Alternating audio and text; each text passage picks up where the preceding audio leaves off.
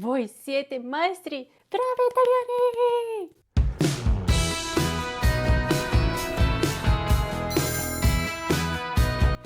Ciao a tutti, bentornati sul mio canale Elicottero! In questo video vi dico le 6 cose che ho imparato dagli italiani. Ormai io abito in Italia più di 10 anni e quindi per esempio parlo gesticolando le mani come italiani. Sicuramente sono più italianizzata, anche fare questo in Giappone non si fa, ma le cose che voglio dirvi è proprio le cose che ho imparato da voi, perché penso che siano buone cose, quindi voglio farle anch'io, voglio imitare anch'io, non quelle cose che non ci faccio neanche caso. Cominciamo subito. Numero 1.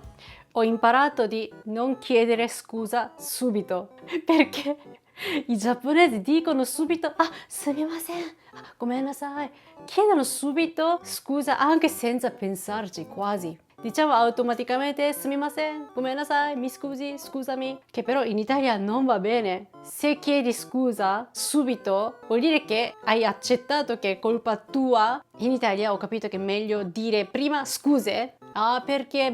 Perché? Una volta quando sono tornata in Giappone, sono appena arrivata all'aeroporto a Tokyo e ho visto questa scena. Quella volta ho perso la mia valigia, nel senso io sono arrivata in Giappone ma la mia valigia è rimasta ancora da qualche parte, dovevo andare allo sportello per compilare il modulo. Allora c'erano anche altri clienti che si lamentavano tantissimo, impiegati giapponesi, e le ragazze dicevano申し訳ございません, 1000 volte inchino, 1000 volte scusa, ma non ha senso. Non è che le ragazze che lavorano lì allo sportello hanno fatto perdere la valigia. Non è successa questa cosa in Giappone. Al massimo posso scrivere una mail di reclamo all'azienda, non alle ragazze che stanno lavorando lì. Cioè, immaginate che il lavoro di queste ragazze è chiedere scusa 1000 volte al giorno. Che brutto! Anche se le ragazze non hanno fatto niente, però il suo lavoro è chiedere scusa 1000 volte, sempre davanti ai clienti che sono incazzatissimi. E in Italia ho visto un'altra scena in cui ero in fila, sempre coda, per fare un documento, e poi c'erano altre persone che stavamo aspettando da tanto tempo, quindi un po' la gente comincia a innervosire, no? E poi alcuni hanno detto, cioè, ho cominciato a lamentarsi. E però la persona che stava davanti a questo ingresso ha detto non è colpa mia. E basta! Che forte! Cioè, proprio opposto. Cioè, io devo dare il biglietto e il mio lavoro è quello e quindi non è colpa mia. Sì, capisco anche questo, però se ci fosse una via di mezzo, nel senso, le persone che lavorano per questa ditta, per questo posto, comunque hanno un po' di responsabilità. Però dire così da subito, ma non è colpa mia, non è mio ruolo, chiuso così, è un po'... non lo so. Non è tanto gentile. Se fosse in Giappone, comunque chiederebbe un po' scusa per disagio, anche se non è colpa tua, però comunque responsabilità, tu fai parte di questa ditta.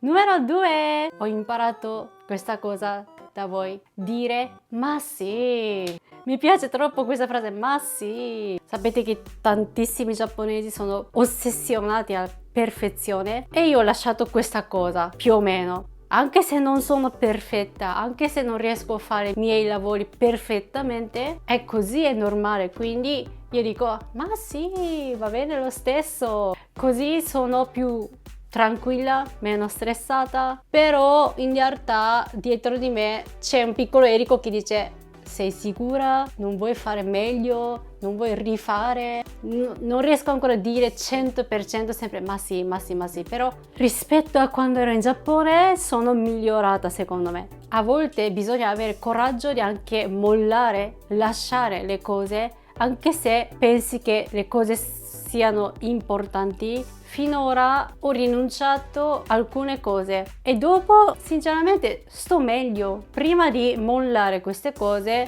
pensavo è impossibile, devo continuare assolutamente. Però in realtà ho avuto coraggio e poi dico ma sì, posso fare meno cose, devi stare bene tu fisicamente come principio. Questo modo di pensare come ottimista, i giapponesi devono imparare di più. Numero 3, a volte serve esagerare le cose. Allora, quando ero in Giappone, siccome sì ero perfezionista come tanti altri giapponesi e poi siamo molto precisi, quindi non mi va di esagerare neanche un po'. Anche dire solo una cifra, per esempio, quanti follower hai? Una volta dicevo 201, gli italiani, secondo me, sanno esagerare in modo non troppo esagerato. Esagerando un po', le cose funzionano meglio. Quindi anch'io ho imparato che in Italia, senza dire bugia, bugia non va bene, però senza dire bugia, ma esagerare finché posso, più che fa bene. Giusto? Numero 4. Gli italiani cambiano vestito o trucco, quindi outfit, a seconda delle situazioni. Se tu vai all'università, alle lezioni di mattina, le ragazze forse vanno quasi senza trucco, e con jeans, scarpe da ginnastica, sneaker, quindi vestito molto casual, comodo. E invece se devono uscire la sera per andare in discoteca o per cena, allora si truccano più forte e poi magari mettono anche un po' di tacchi, cioè cambiano il look completamente se esci di mattina o di sera, dipende dalle situazioni, no?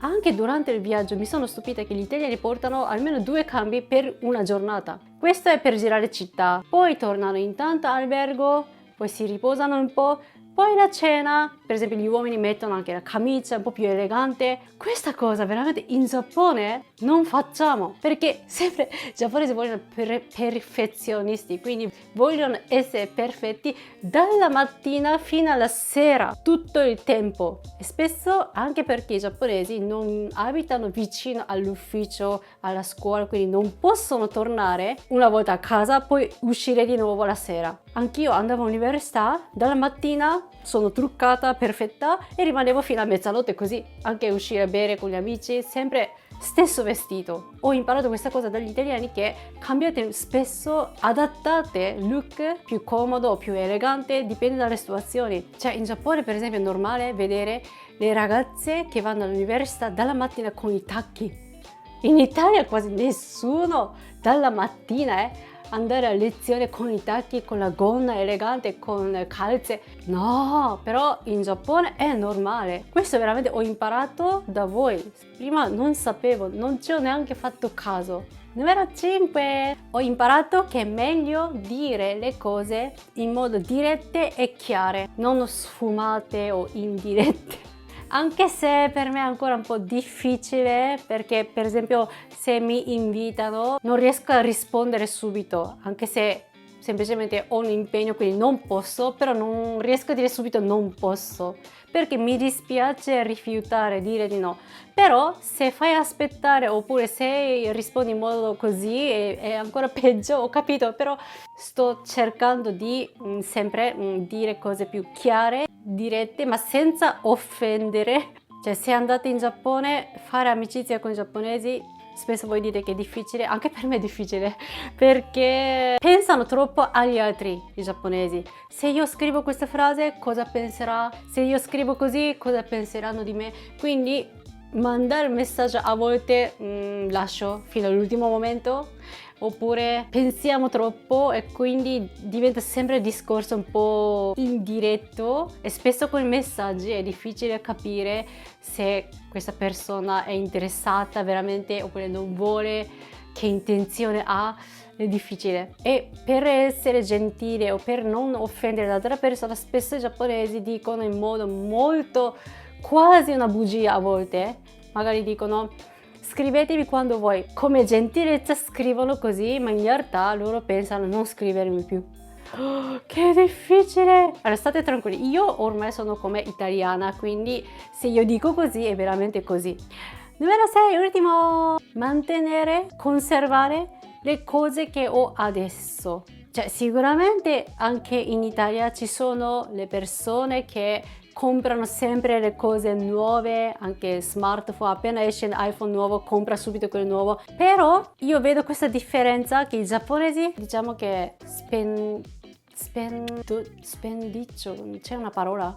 Anche se questa cosa funziona ancora, comprano nuovo e poi butta via. Invece gli italiani cercano di dare cura di quello che avete già adesso e poi se proprio non funziona comprate una cosa nuova. A volte ci vuole fare shopping, no? Per sfogare o per regalare a me stessa, però rispetto a quando ero in Giappone compro molto meno cose perché in Giappone compravo non cose costose ma piccole cose proprio veramente inutili che dopo non le usavo neanche, cioè veramente non perché quando ero in Giappone ero più ricca, non c'entra, veramente in Giappone ogni volta che esco compravo sicuramente qualcosa. Vedo questa differenza tra il Giappone e l'Italia. I giapponesi comprano più facilmente e hanno tante cose in casa. Ok, grazie di avermi seguito anche oggi. Che ne pensate di questo video? Se vi è piaciuto questo video lasciate il like e iscrivetevi al mio canale, mi raccomando, e ci vediamo alla prossima. Matane, matane, matane. Bye bye.